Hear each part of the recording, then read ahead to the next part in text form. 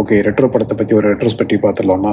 அதாவது ரிவ்யூ பார்த்துடலாமா? பீஸா, ஜிகர்தண்டா, மகான், மெர்க்குரி இந்த மாதிரி படங்களை இயக்கிய கார்த்திக் சுப்பராஜோட அடுத்த படைப்பு தான் ரெட்ரோ. இந்த படத்தோட கதையையும் தீமையும் ஃபர்ஸ்ட் பார்த்துடலாம். இது பேசிக்கலி 2000க்கு முன்னாடி நடக்கிற ஒரு கதையை காட்டுற மாதிரி ஒரு பீரியட் படம். இந்த படத்தோட கதை என்னன்னு பார்த்தோன்னா, ஒரு கேங்ஸ்டர் அவரோட வயலன்ஸ்லாம் விட்டுட்டு தன்னோட காதலி கூட சேர்ந்து சந்தோஷமா வாழணும்னு எதிர்பார்க்குறாரு. ஆனால் வாழ்க்கையை அவர் விடாமல் திரும்ப வயலன்ஸ் கையில் எடுக்க வைக்கிது. அது மூலமாக அவர் போகிற ஜேர்னியில் அவரோட வாழ்க்கையோட தம்மம், அதாவது பர்பஸ், அந்த வாழ்க்கையோட குறிக்கோள் என்னது, அவர் பிறந்ததுக்கான அர்த்தம் என்னது அப்படிங்கிறத வந்து கண்டுபிடிக்கிறாரு.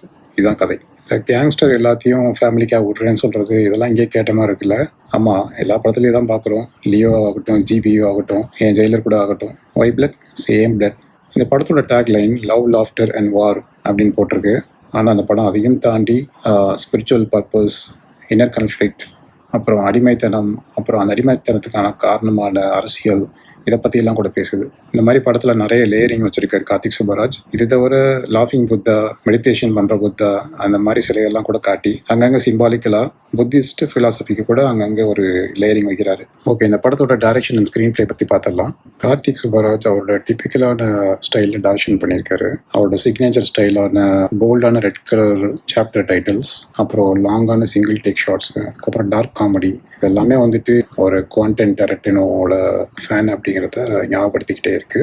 கார்த்திக் சுப்பராஜோட வழக்கமான கிராஃப்ட் ஒர்க்கு கண்டிப்பாக அந்த படத்தில் இருக்குது. ஆனால் அதையும் தாண்டி இந்த படத்தில் இன்னொன்று இருக்குது. என்னென்னா ஃபேன் சர்வீஸ். ஃபேன்ஸுக்காகன்னு சொல்லிட்டு நிறைய விஷயங்கள் பண்ணியிருக்காரு. சூர்யாவோட இன்ட்ரொடக்ஷன் ஆகட்டும், இல்லை ஸ்லோ மோஷன் ஷார்ட்ஸ் ஆகட்டும், இல்லை க்ரௌடை ப்ளீஸ் பண்ணுற மாதிரி மூமெண்ட்ஸாக இருக்கட்டும். ஸோ இதெல்லாம் சம்திங் கார்த்திக்கு வந்து ஒரு அன்யூஷுவலான ஒரு விஷயம் நினைக்கிறேன். ஏன்னா ரெகுலராக வந்துட்டு அவரோட கேரக்டர்ஸ் வந்துட்டு கேரக்டர்ஸாகவே இருக்கணும், லார்ஜர் தென் லைஃப் வந்து இல்லாமல் ரியலிஸ்டிக்காக இருக்கணும் அப்படிங்கிற மாதிரி கிராஃப்ட் பண்ணியிருப்பாப்புல. பட் இந்த படத்தில் கொஞ்சம் ஹீரோயிசம் கொஞ்சம் தூக்கலாகவே இருக்குது. அது கொஞ்சம் ரியலிசமை வந்துட்டு கொஞ்சம் அமுக்கி வைக்கிற மாதிரியும், கொஞ்சம் நம்ம இமர்சிவான ஸ்டோரி டெல்லிங்க்கு வந்துட்டு ஒரு முட்டுக்கட்டையாகவும் இருக்குது. நம்ம சாப்டர் பை சாப்டர் போய் கதையை சொல்கிற ஃபார்மேட் வந்துட்டு இந்த RRR படத்துக்கு அப்புறம் நிறைய படத்தில் ஃபாலோ பண்ணுறாங்க. ஸோ இந்த படத்துலையும் லவ், லாஃப்டர், வார் அப்படின்னு 3 சாப்டர் இருக்குது. இந்த சாப்டர்ஸ், அத்தியாயங்கள் ஒரே ஃப்ளோவில் ஒரே கதையாக இருக்கணும். ஒரு ஆந்தாலஜியாக மாறிடக்கூடாது. அதாவது பல சிறுகதைகள் சேர்ந்து ஒரு தொகுப்பாக மாறிடக்கூடாது. இதில் கார்த்திக் சுப்பராஜ் இந்த தொகுப்பு மாதிரி தெரியக்கூடாதுங்கிறதுக்காக எல்லாத்துக்கும் சேர்த்து ஒரு நரேட்டிவ் ஆர்க் வச்சிருக்காரு. இருந்தாலும் அங்கங்கே இந்த சாப்டர்ஸ் எல்லாமே தனித்தனி கதைகள் மாதிரி டிஸ்ஜாயிண்டடாக ஃபீல் ஆகுது. ஓகே, இப்போ இந்த படத்தில் இருக்கவங்களோட பெர்ஃபார்மன்ஸ்லாம் பார்த்துடலாம். சூர்யாவுக்கு வந்து இது ஒரு பெர்ஃபார்மன்ஸ்க்கான ஸ்கோப் இருக்க படம். அதை அவர் புரிஞ்சுக்கிட்டு ஒவ்வொரு ஃப்ரேமையும் கையில் எடுத்துக்கிட்டு இது சும்மா ஒரு கம்பேக் மட்டும் இல்லை, என்னால் ஃபுல்லாக என்னெல்லாம் ஷோகேஸ் பண்ண முடியுமோ அதை பண்ணுறேன்னு செஞ்சு காட்டியிருக்காரு. ஆக்ஷன்லேருந்து ரொமான்ஸ்லேருந்து தனக்குள்ளேயே தவிக்கிறது, தன்னிலே உணர்தல் அப்படின்னு சொல்லிட்டு பல பரிணாமங்களை அவர் காட்டியிருக்காரு. இந்த படம் கொடுக்குற ஸ்கோப்பை வந்து கரெக்டாக அவர் யூட்டிலைஸ் பண்ணதுக்கு எனக்கு ஒரு எக்ஸாம்பிள் சீன் வந்து ஞாபகம் வருது. அவர் மிரரை பார்த்துட்டு சிரிக்கிறதுக்கு ட்ரை பண்ணுவார். அவரோட எக்ஸ்பிரஷன்ஸும் ஆக்டிங்கும் ரொம்ப அழகாக இருந்துச்சு. அதே மாதிரி இன்டர்வலில் பூஜா கூட பைக்கில் போகிற ஒரு சீன்லேயும் அவர் சிரிக்கும் போது அது ரொம்ப ராவாக, இமோஷ்னலாக, ஆடியன்ஸ்க்கு டீப்பாக கனெக்ட் ஆகிற ஒரு விஷயமா இருக்குது. பூஜா ஹெக்டே அவங்களுக்கு இது ஜஸ்ட் ஒரு கிளாமர் டால் ரோல் இல்லாமல் கிளியராக எழுதப்பட்டு ஸ்ட்ராங்காக எழுதப்பட்டிருக்க ஒரு கேரக்டர். எவ்வளோ தூரம் ஸ்ட்ராங்காக எழுதப்பட்டிருக்குன்னா ஆடியன்ஸ்லாம் வந்துட்டு தேட்டரில் ஸ்க்ரீனை பார்த்துட்டு இந்த பொண்ணுக்கு என்னதான் வேணும் அப்படிங்கிற அளவுக்கு டென்ஷன் ஆகிற அளவுக்கு ஒரு கேரக்டர். அதை பூஜா ஹெக்டேயும் அவங்களுக்கு என்ன ஜஸ்டிஸ் பண்ண முடியுமோ அவங்க பண்ணியிருக்காங்க.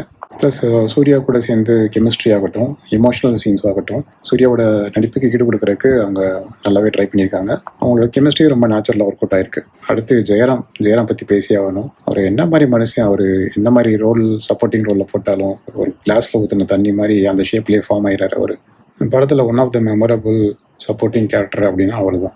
மற்றபடி கருணாகரன், சிங்கம்புலி, பிரகாஷ்ராஜ் இவங்கெல்லாம் ஜஸ்ட்டு வந்துட்டு போகிறாங்க, கேமியா மாதிரி தெரியுது. அவங்க வந்துட்டு போகிற தடமே தெரிய மாட்டேங்குது.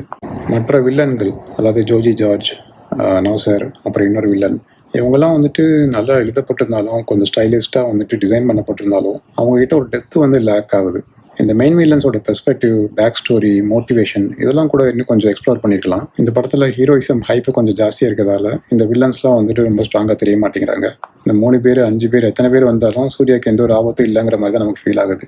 ஓகே, இந்த படம் டெக்னிக்கலாக எப்படி இருந்துச்சு அப்படிங்கிற பார்த்தலாம். சிறப்பான ப்ரொடக்ஷன் டிசைன், அப்புறம் லொக்கேஷன் டீடைலிங், அதுக்கப்புறம் சிறப்பான ஸ்டண்ட் கொரியோகிராஃபி, அந்த ஸ்டண்ட்டு கூட சேர்ந்து கேமரா ஒர்க்கு, அப்புறம் ஜென்ரலாகவே சினிமாட்டோகிராஃபி, அப்படின்னு சொல்லிட்டு இந்த படம் டெக்னிக்கலி ரொம்ப சவுண்டான படம். இந்த படத்தில் நிறைய லாங் டியூரேஷன் சிங்கிள் டேக் ஷாட்ஸ்லாம் இருக்குது. அதை எடுக்கிறதுக்கெல்லாம் ஆல்ரெடி ரொம்ப கஷ்டப்பட்டிருக்காங்களே அப்படிங்கிற மாதிரி ஆச்சரியமாக இருந்தாலும், இன்னொரு பக்கம் எதுக்காக இதை பண்ணுறாங்க அப்படிங்கிற எனக்கு ஒரு கேள்வி இருக்குது. இதனால் ஏதாவது இமோஷனல் வேல்யூ ஆட் ஆகுதா, இல்லை வந்துட்டு பார்க்குறதுக்கு ஒரு ஸ்டேஜ் ட்ராமா மாதிரி ஒரு எஃபெக்ட் கிடைக்கணும்னு பண்ணுறாங்களா அப்படின்னு தெரியல. எனக்கு சில இடங்களில் அந்த லாங் டியூரேஷன் ஷாட்ஸ்லாம் பார்க்கும்போது ஒரு ஸ்டேஜ் ட்ராமா ஃபீலிங் தான் எனக்கு வந்துச்சு.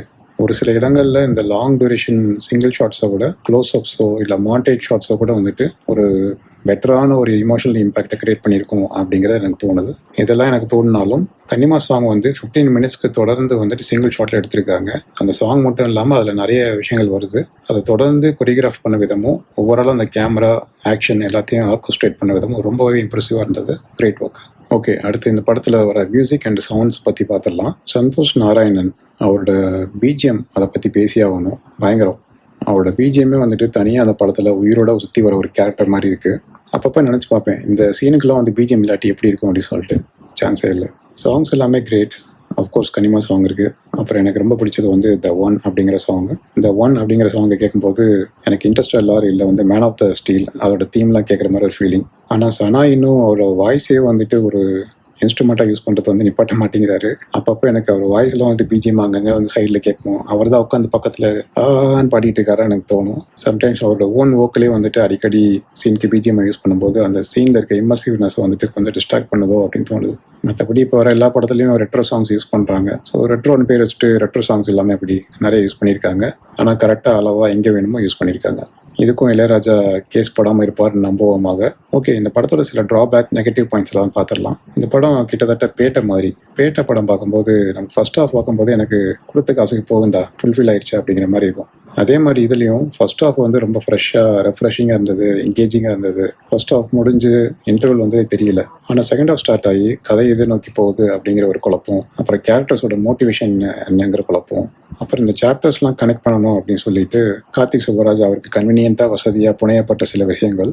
இதெல்லாம் தவிர கிளைமேக்ஸில் இல்லை செகண்ட் ஹாஃபில் முக்கியமான தருணங்களில் இமோஷனலாக நமக்கு கனெக்ட் ஆக வேண்டிய, இம்பேக்ட் ஆக வேண்டிய விஷயங்கள் இம்பேக்ட் அவ்வளோவா ஆகலை. எனக்கு இன்னொரு விஷயம் என்னென்னா, நம்ம எப்போ தான் இந்த தம் அடிக்கிறது, சரக்கு அடிக்கிறது, அதுக்கப்புறம் வயலன்ஸு, இதெல்லாம் ஹீரோயிசம் காட்டி க்ளோரிஃபை பண்ணுறதை நிப்பாட்ட போகிறோம் அப்படிங்கிற ஒரு கன்சர்ன். இன்னொரு விஷயம், செகண்ட் ஹாஃபில் திரும்ப திரும்ப ஒரே இடத்துல சுற்றி வர மாதிரி இருந்தது. லொக்கேஷன் அண்ட் ஜியாகிரஃபி ஓரியன்டாக அது கொஞ்சம் விஷுவலி டயரிங்காக இருந்தது. அந்த கிளாடியேட்டர் மாதிரி ஃபைட்டு நடக்கிற இடம், அதை விட்டா இன்னொரு இடம், இந்த மாதிரி 2 இடத்துக்கு மட்டும் மாற்றி நம்ம சீன்ஸ் வச்சுக்கிட்டே இருக்க மாதிரி இருந்தது. ஜென்ரலாகவே இமோஷனல் கனெக்ட் அப்படிங்கிற ஒரு பெஞ்ச் மார்க்காக ஜிகர்தண்டா இல்லை ஜிகர்தண்டா 2 எடுத்துக்கலாம். அந்த அளவுக்கு கிளைமேக்ஸோட இம்பேக்ட் எழுதப்பட்டிருந்தாலும், கதையோட கருத்து இருந்தாலும், படமாக்கப்பட்ட விதமோ ஏதோ ஒரு இதெல்லாம் மிஸ் ஆயிருக்கு. ஓகே, ஆக மொத்தத்தில் இந்த படம் எப்படின்னா, ஃபர்ஸ்ட் ஆஃப் எல்லாருக்குமே பிடிக்கிற மாதிரி, சாட்டிஸ்ஃபை பண்ணுற மாதிரி என்கேஜிங்கான ஸ்டைலான ஒரு ஃபர்ஸ்ட் ஆஃப். செகண்ட் ஹாஃப்ல என்னென்னா, இந்த சாப்டர்ஸில் இருக்க டிஸ்கனெக்ஷன், அதுக்கப்புறம் அங்கங்கே ஒரு லேகு, அதுக்கப்புறம் கடைசியாக சொல்லப்படுற அந்த மெசேஜோட ஆழம், அந்த ஆழம் எல்லா ஆடியன்ஸையும் போய் சேருமா அப்படிங்கிறது டவுட்டு தான். ஏன்னா அந்த கதையில் இருக்க லேயர்ஸ் பார்த்தீங்கன்னா, கேங்ஸ்டர், லவ், அப்பா பையன் பாசம், புத்திசம், தம்மம், மகாபாரதம், கிருஷ்ணா, அடிமைத்தனம், சர்வாதிகாரம், காவல் தெய்வம் அப்படின்னு நிறைய லேயர்ஸ் இருக்கு. ஸோ கண்டிப்பாக கார்த்திக் சுப்பராஜோட வேர்ல்டு பில்டிங் ஸ்டைல் எனக்கு பிடிக்கும் அப்படின்னா மட்டும்தான் செகண்ட் ஹாஃப் என்னால் அப்சர்வ் பண்ணிக்கிட்டு அக்செப்ட் பண்ணிக்க முடியும். மற்றவங்களுக்குலாம் ஃபர்ஸ்ட் ஹாஃப்லேயே கொடுத்த பைசா வசூல். சூர்யா ஃபேன்ஸ்க்கு இதுதான் உங்கள் தம்மம், கட் அண்ட் ரைட்டாக சொல்லிக்கிடுதேன், போய் செலிப்ரேட் பண்ணுங்களே. சூர்யா ஃபேன் இல்லாதவங்க ஃபர்ஸ்ட் ஹாஃபை போய் என்ஜாய் பண்ணுங்க. செகண்ட் ஹாஃப் உங்களுக்கு நிறைய இடத்துல ரொம்ப சிம்பாலிக்காவோ இல்லை கையாட்டிக்காவோ, சில சீரியஸான விஷயங்கள் காமெடியாக கூட நமக்கு தோணலாம். ஆக்சுவலி நான் தியேட்டரில் கிளைமேக்ஸில் சீரியஸான சீனில் நிறைய பேர் காமெடி பண்ணி சிரிச்சிட்டு இருந்ததை பார்த்தேன். ஸோ இந்த படத்தோட கிளைமேக்ஸ் ஒவ்வொருத்தருக்கும் வேறு விதமான இம்பேக்ட் கொடுக்கறதுக்கு வாய்ப்பு இருக்குது. ஆக மொத்தத்தில் இந்த படம் டோட்டலாக ஃப்ளாப், ஃபெயிலியர் அப்படின்னு சொல்லிட முடியாது. சில முக்கியமான இடங்களில் ஆடியன்ஸ்க்கு இமோஷன்ஸை கடத்துறதுக்கு தவறி இருக்குது, அவ்வளோதான். மதுரை நேயர்களுக்கு நம்ம முக்குக்கடை சுப்பு பற்றி ஒரு ரெஃபரன்ஸ் இருக்குது படத்தில். இது தவிர இரும்பு கை மாயவை பற்றி கொஞ்சம் ரெஃபரன்ஸ்லாம் இருக்குது. இது தவிர ரஜினிகாந்தோட ஹேர் ஸ்டைல், அதுக்கப்புறம் ஜானி பாடல்கள் அப்படின்னு சொல்லிட்டு ரெட்ரோ ரெஃபரன்ஸஸும் நிறைய இருக்குது. பர்சனலி நான் ட்ரெய்லர் பார்க்கும்போது அதில் தம்மா பற்றிலாம் கேரக்டர்ஸ் பேசும்போது அதை பற்றி டீப்பாக எக்ஸ்ப்ளோர் பண்ணியிருப்பாங்கன்னு நினச்சேன். அந்தளவுக்கு எக்ஸ்ப்ளோர் பண்ணல. அதே மாதிரி தி ஒன் அப்படிங்கிற பாட்டை யூடியூப்பில் பார்க்கும்போது அதில் இருக்க விஷுவல்ஸ் மாதிரியே படத்துலையும் கேரி ஃபார்வர்ட் ஆகும் அப்படின்னு நினச்சேன். அதுவும் இல்லை. சரி, நம்ம தான் கொஞ்சம் ஓவராக எக்ஸ்பெக்ட் பண்ணிட்டோமோ அப்படின்னு நினச்சிக்கிட்டேன், அவ்வளோதான். ஆனால் படத்தில் நிறைய வயலன்ஸ் இருக்குது, வெட்டு இருக்குது, கொத்து இருக்குது, ரத்தம் தெரிக்கிறது இருக்குது. அதனால தயவு செஞ்சு இது குடும்ப படம்னு சொல்லிக்கிட்டு குழந்தைங்கலாம் கூட்டிகிட்டு போயிடாதீங்க. டெஃபினெட்லி 18 வயசுக்கு மேலே இருக்கவங்க, மெச்சூர்டு மைண்ட் இருக்கவங்க மட்டும் படத்தை போய் பார்க்கவும். இந்த ரெட்ரோவோட டேக்லைன் லவ், லாஃப்டர் அண்ட் வார்னு வச்சுருக்காங்க. என்னோட டேக்லைன் நான் என்ன கொடுப்பேன் அப்படின்னா, Retro, Tarantino, Suriya, spiritual realization. இந்த ரிவ்யூ உங்களுக்கு பிடிச்சிருந்துச்சு, இது மாதிரி மூவி ரிவ்யூஸ் பண்ணுறது தான் என்னோட தர்மம் இக்கிகாய் அப்படின்னு நினச்சிங்கன்னா தயவு செஞ்சு சப்போர்ட் பண்ணுங்கள், சப்ஸ்கிரைப் பண்ணுங்கள், கமெண்ட் பண்ணுங்கள், லைக் பண்ணுங்கள். அகம் பிரம்மாஸ்மி.